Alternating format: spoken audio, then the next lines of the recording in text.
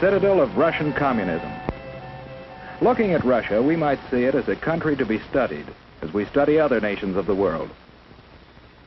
Yet we know that Russia today is regarded as a grave threat to our nation, to our freedom, to the peace of the world. Why so?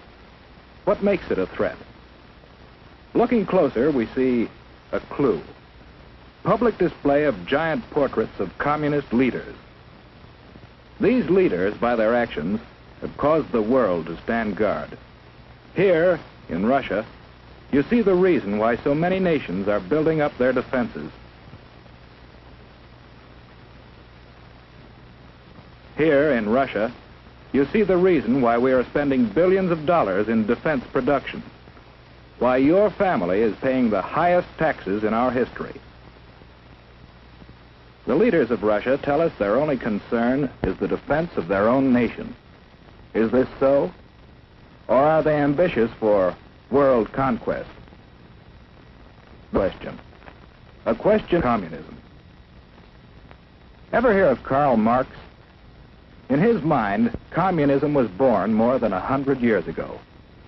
He looked at the world and saw men as divided into two classes, workers and capitalists.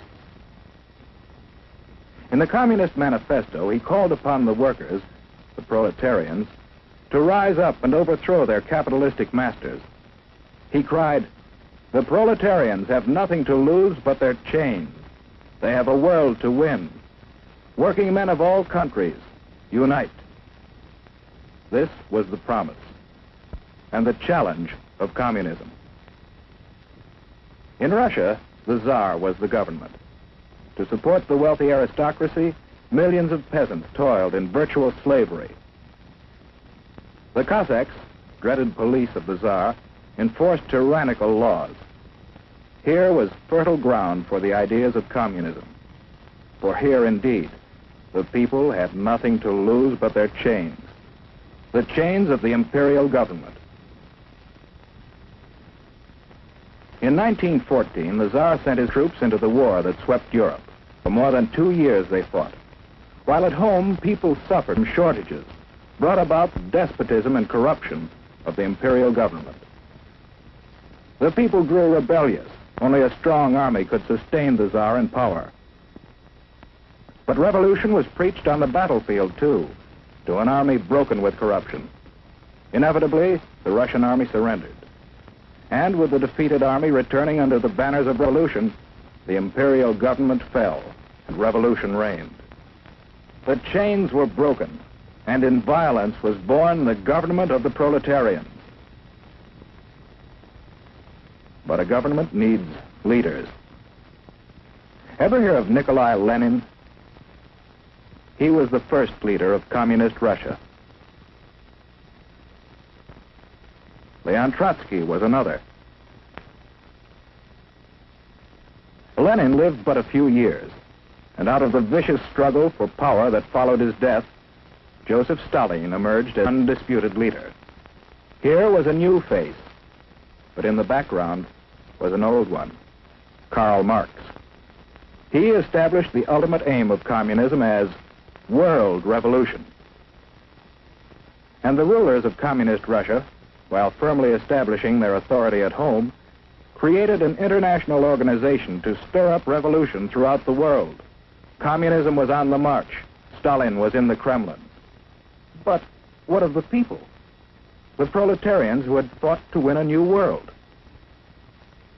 Their new world might look promising. But although the land had been taken away from the capitalists, the workers didn't get it.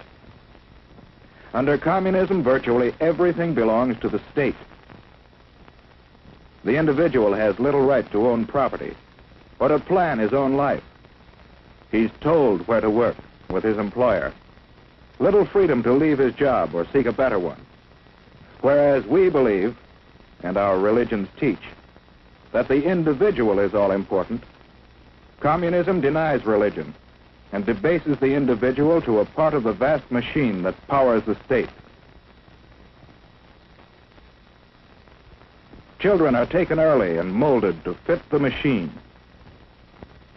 Here is no search for truth, The government writes the textbooks, and the children are taught to accept communism and their fate without question. The Kremlin runs all elections, and the outcome is always the same. If anyone dares to disagree, he's given a speedy trial without benefit of jury. Such traitors may be immediately executed or sent off to prison. The proletarians have nothing to but their chains. They have a world to win. Although the people of Russia gained little, the rulers gained mightily in power. They built up a giant war machine, looking forward to the day when their flag would fly over the entire world. Then came the rise of Nazi Germany, another power bent on world conquest. The two nations joined forces, and Russia, believing itself safe from aggression, launched an invasion of Finland and other neighboring nations. For the first time, the world learned that the communists were no longer waiting for world revolution, but were now resorting to outright military aggression to extend their power. After the Nazis turned on their former allies, we supplied Russia with immense quantities of military equipment to wage war against our common foe. And how did Russia come out of the war? In 1917, at the time of the revolution, Russia was already a land of vast area. Soon after the end of World War II, Russia had occupied many new territories, bringing additional millions of people under communist control, and serving notice that Soviet Russia was now a world power to be reckoned with. United with Russia in war, we strove to preserve that unity in peace. We helped organize the United Nations, in which the nations of the world have mutually pledged to cooperate in fostering world peace and progress. Andrei Gromyko signed for Russia. But in the first post-war Italian elections, the communists created disorder in an attempt to gain control of the government. Once more, the world was reminded that basic in the idea of communism is the plan of world revolution, and that Russian communism has stepped beyond that plan to achieve world domination through aggression. In Indochina and Malaya, communist aggression has incited rebellion against established government. In France, communist aggression has fomented strikes against essential industries in attempts to discredit the free government. In Iran, the communists have incited rioting and have preached hatred and distrust of the Western nations. In Eastern Germany, they have openly opposed the West. In China, the communists have established their own puppet government. In Korea, communist aggression has come into actual combat with forces of the United Nations.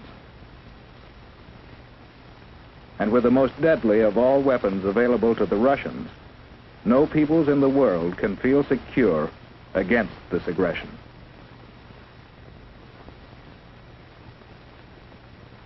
How are we meeting this challenge?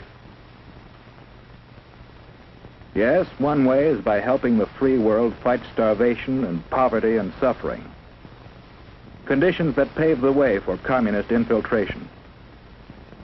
We are also supplying equipment for the free nations to develop their own resources and raise their living standards. Another way we are meeting the challenge is by military alliance with some of the other free nations for mutual aid in opposing direct communist aggression. And we are building up our own military defense. But do these preparations mean that we have abandoned hope for peace? No. In the United Nations, we are continually seeking a workable plan for living in peace with communist Russia. Because we want peace, but we do not want this. We believe in freedom. Freedom, born of the conviction that every person is a child of God and is therefore of supreme worth. For these people, for ourselves, for everyone. We want freedom, not tyranny.